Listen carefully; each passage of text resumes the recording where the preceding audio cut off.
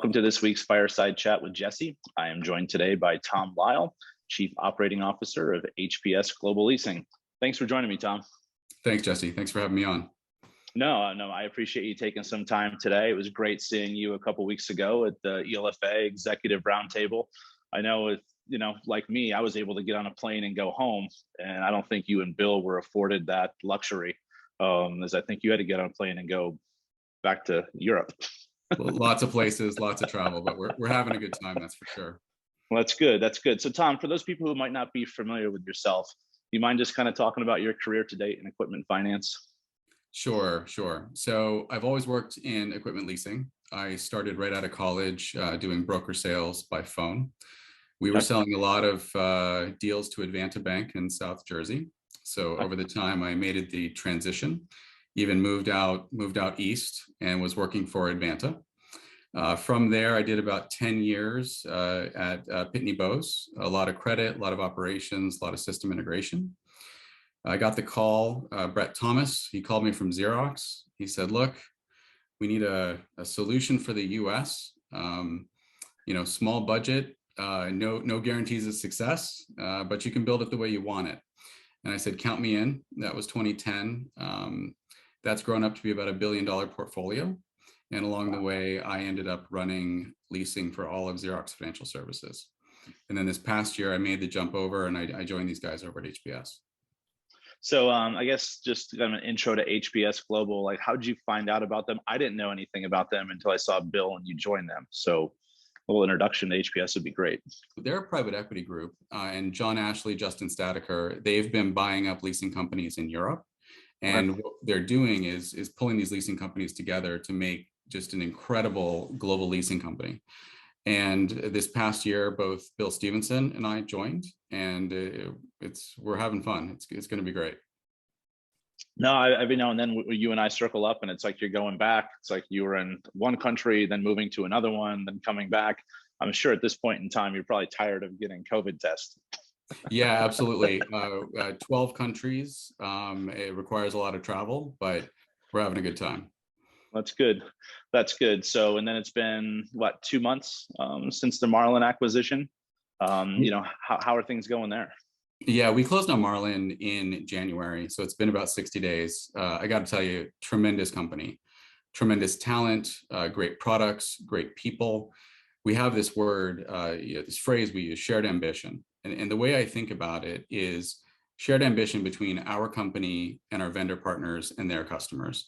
Anytime we're doing an equipment finance transaction, we're trying to help people grow their business.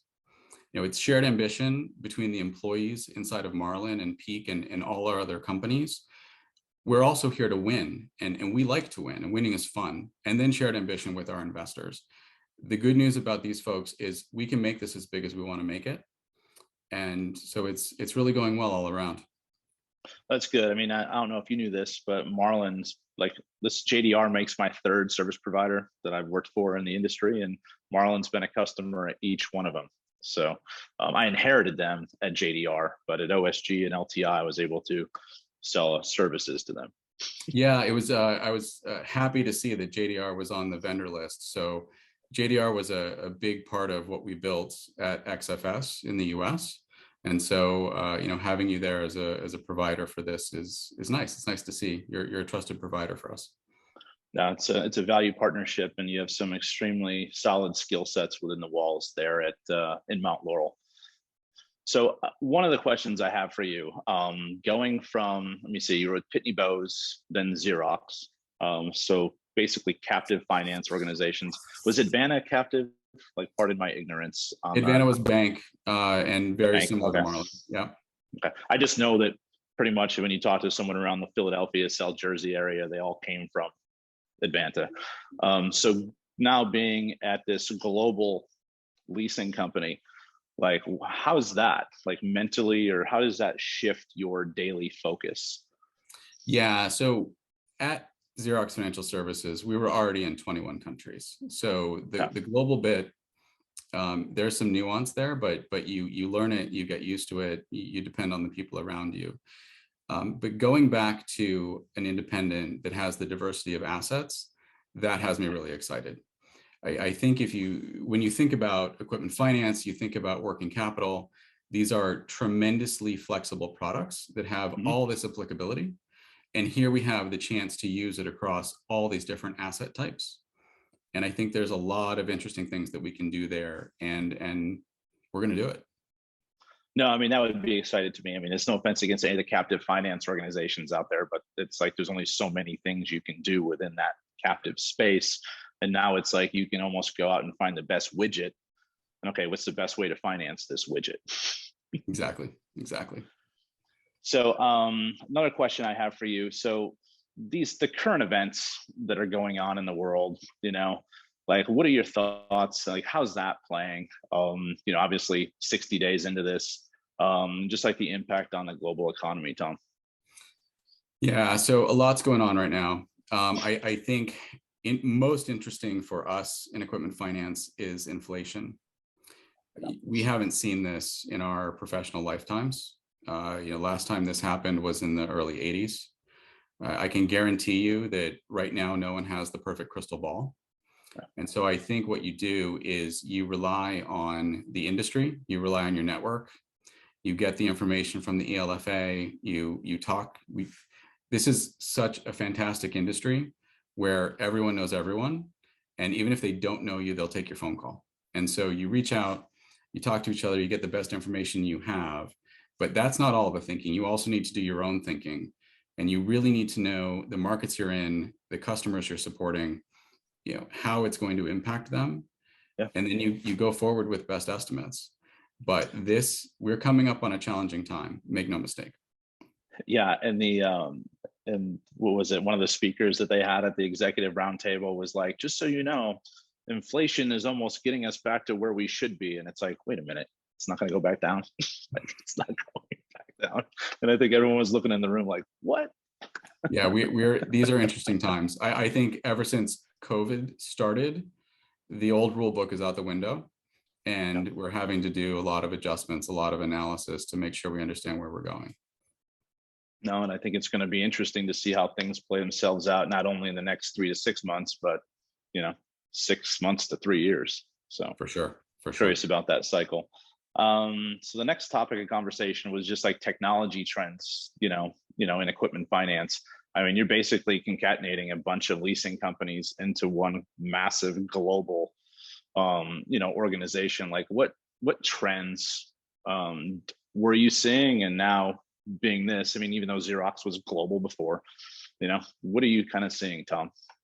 Yeah, so we're definitely on a journey of digital enablement. How do we enable our vendors? How do we enable our customers? Let them do the transactions they want to do where they want to do them, make it as convenient as possible. And you're right, we've bought up 5 different companies. Each one has pockets of strength. One of the nice things about my job is that when I came in, I could see that we're starting from a position of strength. But we're absolutely going to find ways to pull that all together so that our vendors and our customers have a seamless experience. I think to do this right, though, it really comes down to knowing your vendors, knowing your customers, knowing how they like to do business, and really being able to pull apart their wants and their needs. It's easy to listen to what people want. It takes some know-how and some finesse to solve for their needs so that you have a real value add that you can give them. Well, and truly understanding what their needs are compared to what you want them to be. That's the fun. That's what keeps us in business, right, Jesse? Yeah, absolutely. Where it's like, are you sure that's what you want? Yeah, I'm telling you that. Okay. Exactly. Oh, that's fantastic. So I ask everyone who comes on these things a little fun fact about themselves. Anything like what makes you tick outside of equipment finance? I know, you probably don't have a lot of time, especially now more than ever, that you're not working, but what do you like to do in your free time, Tom? Yeah, Jesse, I'll share with you my 5 seconds of internet fame. So there's this photo of my wife and I scuba diving, and it was posted on the internet and it got picked up. And so I see it shows up in a lot of travel magazines and travel brochures. And so my wife and I come across our photo and we're like, oh, we're in the Red Sea, or oh, we're in Fiji, all these wonderful places that we've never been to. but it's great. And I'm sure there's some way that we could, NFT it or make sure that people can't use it. But I think I'd rather just, have my likeness travel the world and see if it can catch up to me. And maybe, just maybe, I'll get to all those fantastic places. But that's a That's little known fact fantastic. about You me. were, I might have to find it and drop it in this at the end because I'm very curious to see what this is. And you've been photoshopped, so in theory, you can just check all these places that you've been. Exactly, exactly. And kind of my final question I have for you, Tom, is, as people are doing business, I guess not only in the US, Canada, but around the world, like, let's just talk why HPS. I believe there was some other sub segments. Was it Peak? And what was the other one? Yeah, so we have the peak companies in both the UK, Germany, Okay. Central Europe. We're in about 12 countries. And then we have the Marlin brand here in the US. And I think the reason that you would work with us is we are willing to work with you, I guess is the way to say it, to craft the best program that will help you go to market as a vendor. And then for our customers, and we have 100,000 plus customers, we're also talking to them about what other financial needs do they have and how can we best support them. So if you're a vendor, you're looking to expand globally, we're here to help. And happy to take that phone call, happy to do some work with you, design our program around you and help you be successful. It's all about shared ambition.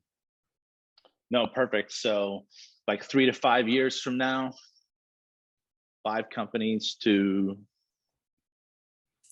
Yeah, again, I don't think I need to tell you the trend in the industry. Yeah, yeah, Tremendous opportunities for growth, both organic and inorganic, and we will continue to look at both.